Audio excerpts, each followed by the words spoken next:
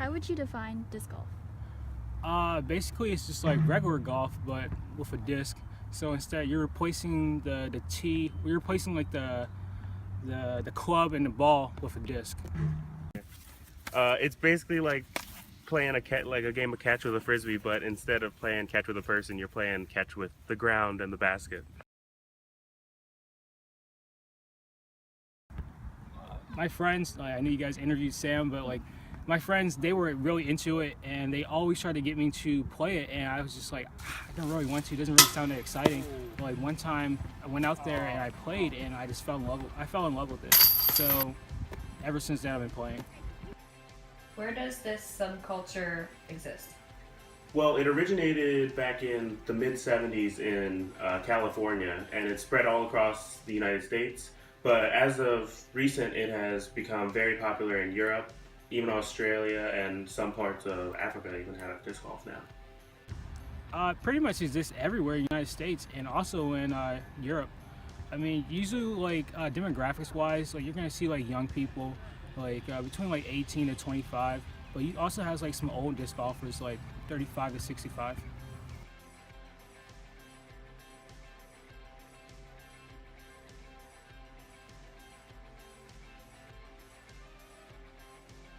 You have like the names of the disc.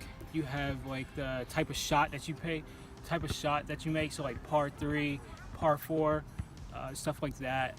Albatross, eagle, birdie, stuff like that. Are there any dress requirements, and if not, are there any similarities in the way that disc golfers tend to dress if they're not spoken requirements? Well, as far as dress code, there's no specified dress code. Normally, when people just go out for a casual round, it's anything from shorts and short sleeves, anything that they feel comfortable playing in. Normally, people dress with the weather. Obviously, they're not going to be wearing 10 layers in the summer, and vice versa. But when it comes to big tournaments, like national tournaments, normally it'll be traditional, sort of like golf. Polo shirt and long pants. Your finger right here. Mm-hmm. And then put like your thumb on like the edge of the rim, like right there, Okay. and then just kind of like walk your fingers like that. Yeah. Okay. It should feel pretty. It should be kind of comfortable. Mhm. And then you just run at it, and you're basically 90 degrees with where you want to go, and you just Okay.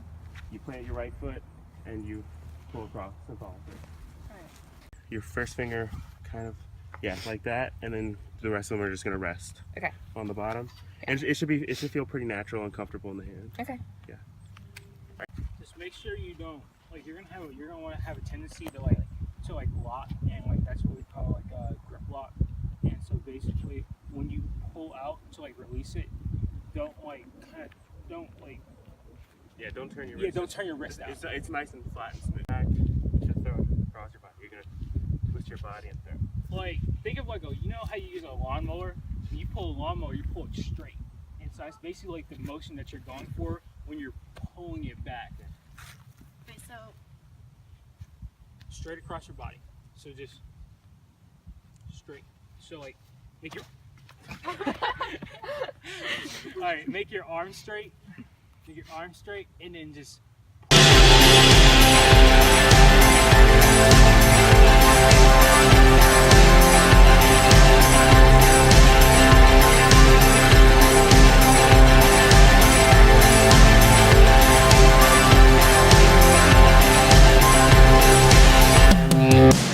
I'm in what's known as the Spotsy Disc Golf Club. That's a group of disc golfers from the surrounding areas, not exclusively Spotsylvania County. It's basically anyone who wants to join from the surrounding areas.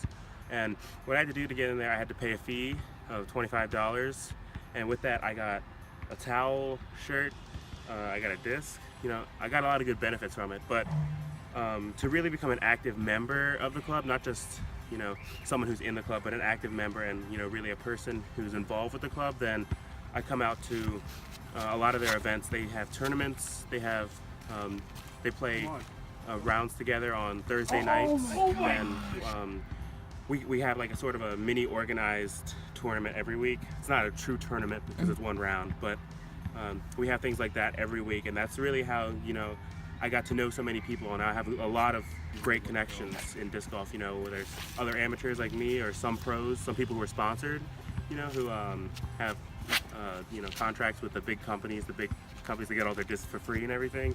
So it's really something that it's more than just, you know, signing up and being around people. It's, you know, interacting and making yourself part of the community.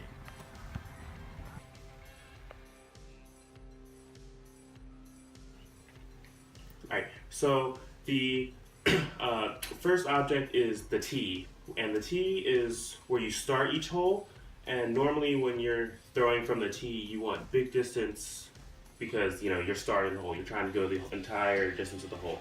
So you use a type of disc that's called a driver. It normally is a bigger disc, and it's heavier than a lot of other ones, and it flies faster through the air so you can get maximum distance.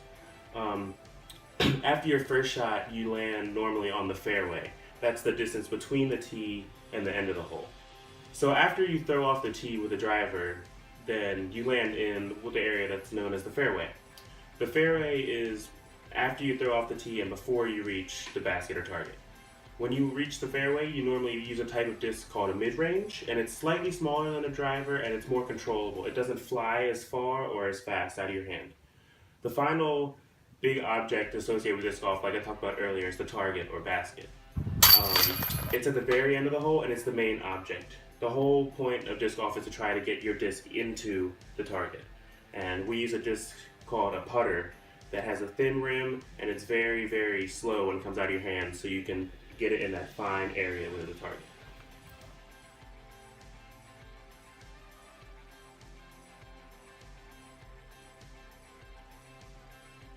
What would you say are some common misconceptions of disc golf? Well, the biggest misconception is that disc golf, being a newer sport compared to traditional golf, is kind of thrown under the bus and overshadowed by regular golf. You know, people don't take it as seriously, and they aren't you know, impressed when someone says, "Oh, I play disc golf," as opposed to when someone says, "I play golf." You know, it's on the rise, but it's definitely overshadowed and misunderstood in a way. How does one earn approval in disc golf or disapproval? Disapproval, being a sore loser. You're shooting a bad round and you're just having a bad day. Don't let that get you down. You start letting it get down and you start bringing other people down, then that's going to get some disapproval from your peers. Approval, you're playing good, you're keeping a good attitude about it, and you're just a joy to be around. The easiest way to earn approval is just to go out, have fun, and be respectful to the courses and the other players. You know, we don't want, since we are playing in, you know, the middle of nature, you know, grass and trees and woods, then the last thing we want to do is litter or leave anything behind. You know, you want to always make sure you leave it better than you found it. And so if you don't follow these, you know, if you're disrespectful to the environment or other players, then it's going to be hard to keep, you know, good ties with people. We're pretty much a big family. I mean, everybody supports each other. Like, you're competing against each other, but at the end of the day, you're all part of the same family, and you're all here for the same reason, to have fun.